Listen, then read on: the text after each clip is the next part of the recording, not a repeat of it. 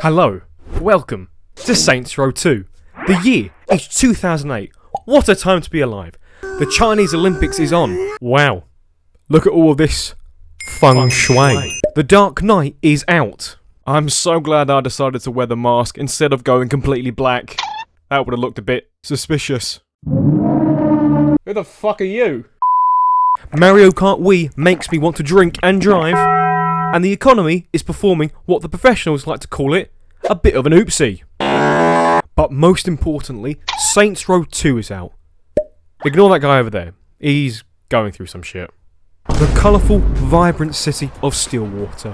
What a place to live.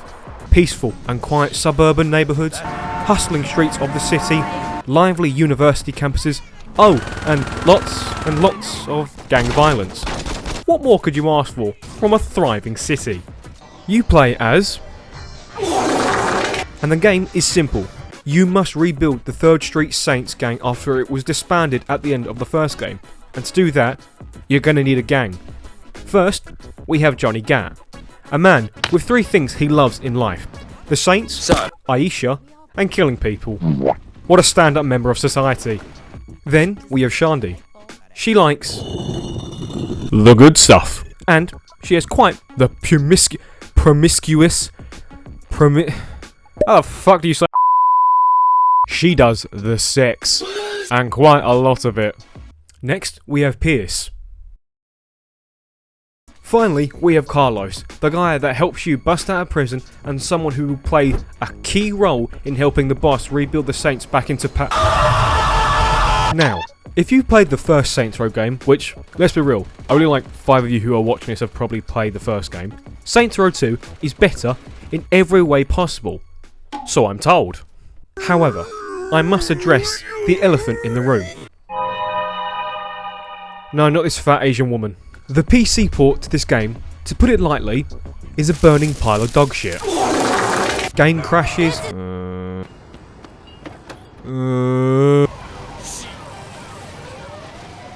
Oh fuck this, I'm going to bed. FPS drops, visual issues that makes the game not fun. However, thanks to some of the insane members of the Saints Row community, there have been plenty of mods and easy fixes to help decrease these problems, or downright get rid of them from the game entirely. But don't get me wrong, some of these issues in the game do make it 100 times funnier.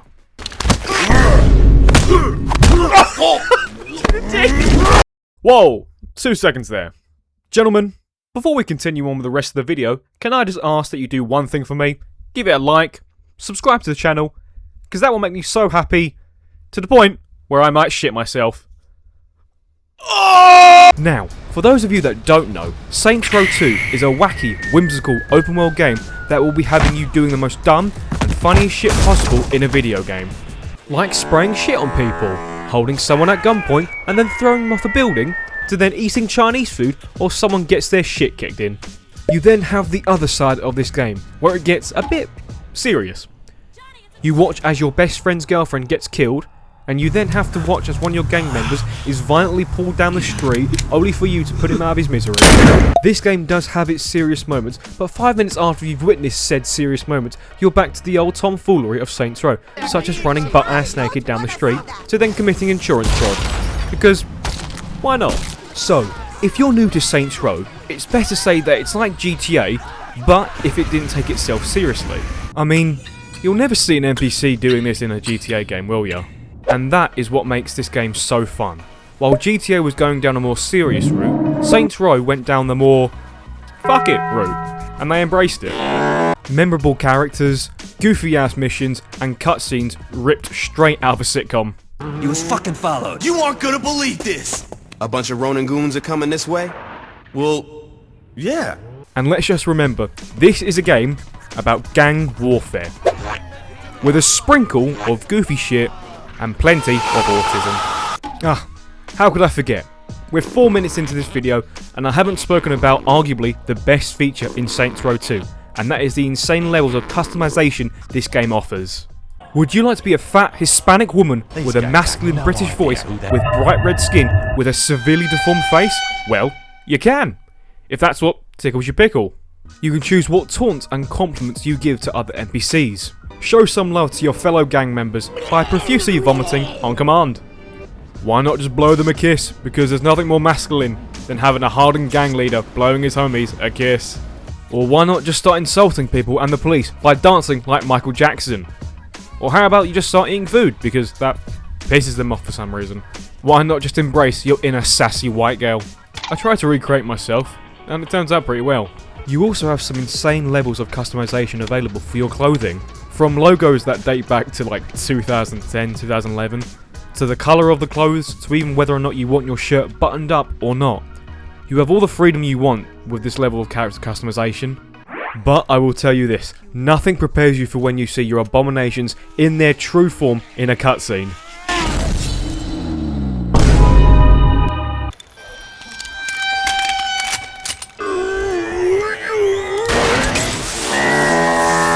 Shit. Can I even show this on YouTube? Ah, much better. Now, after creating these fucked up people, the only thing you can do, and will do, is simply give them a gun and have fun. You can carry up to 8 weapons. 7, really, if you don't count your fists.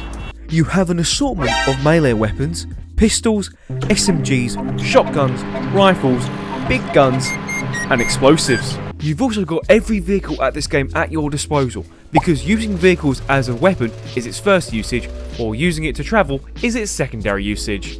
You can even find hidden vehicles in the world, and all of them can be added to your garage, with some difficulty. Not only can the vehicles be added to your cribs, but you can also customize most, if not all, the vehicles in the game. You can give them nitrous boosts, bouncy shit, I don't know what the fuck it was called, and you can make it red. All of these vehicles and nowhere to go with them is what I would say if the map was shit, but here's the thing, it's not. The map is insane. On paper, it looks pretty meh, but when you're in it, it's large, colourful, and vibrant. Sounds like me when I'm talking about my dick. The map is split into districts. You have the typical city aspect of the map, the university campus, which I've said before, the very, very rundown areas with some questionable activities, an airport, a prison, a nuclear plant, residential areas, and very high-end city blocks, and more. And within these areas are full of some of the greatest and dumbest NPCs in all of video games. Sometimes I'll actively try not to kill the civilian NPCs, but then you'll cut back to me 10 minutes later mowing them down in the car. No matter how many times I do it, it's still funny. Did I also mention you can drink and drive? That's a nice car. Oh, cheeseburger! But I have to say, the enemy NPCs in this game are probably the smartest in all of video games, because these dicks will just ram right into you without a care in the world. Whereas, if you played any other video game, they'll pull over next to you, slowly get out of their car, and then start shooting you. They don't do that in Saints Row. Not even the police. Why doesn't more video games do this with their enemy NPCs? It's way more fun because you can lose thanks to one of these arseholes. And believe me, it has happened to me quite a lot when trying to get footage. Moments like this just make this game feel even more alive, while still adding even more wacky, wild and dumb shit.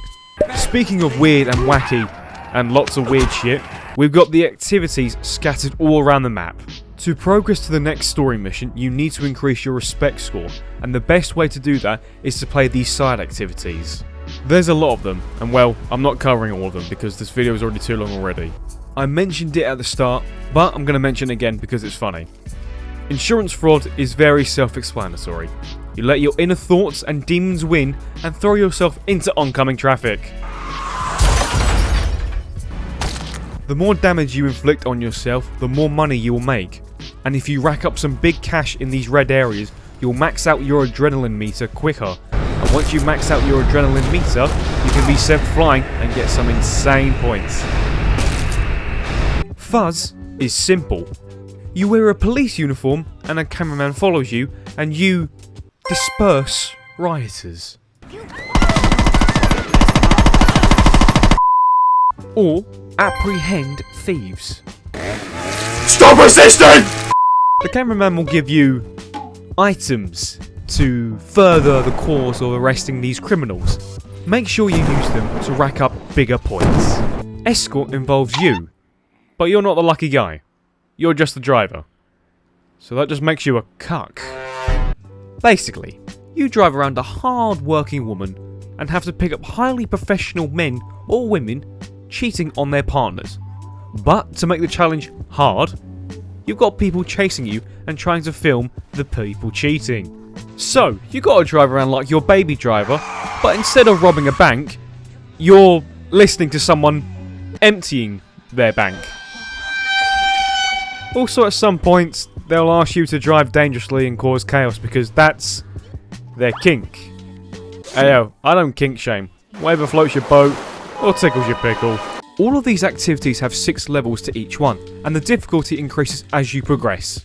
But the pain you get from trying to complete these harder missions might be worth it at the end because you do unlock some very decent rewards. But some missions give you absolutely nothing, apart from being speechless as to what you've just done. Did he just throw a grenade? Oh, thank God. Oh! There is just so much shit to do in this game. I even stumbled upon this secret diversion. Yeah, I got a laugh out of this. But when I first discovered this, my door to my room was wide open, and the volume a bit too high. Ah, shit. I have never moved so quickly before in my life to just shut my door, even though I could have just turned down the volume. Sometimes I sit and wonder how my brain functions. So, that brings us to the end of Saints Row 2. But, not actually. I have barely scratched the surface of the story, so I think I'll just make a separate video just dedicated to the whole story. That should be fun.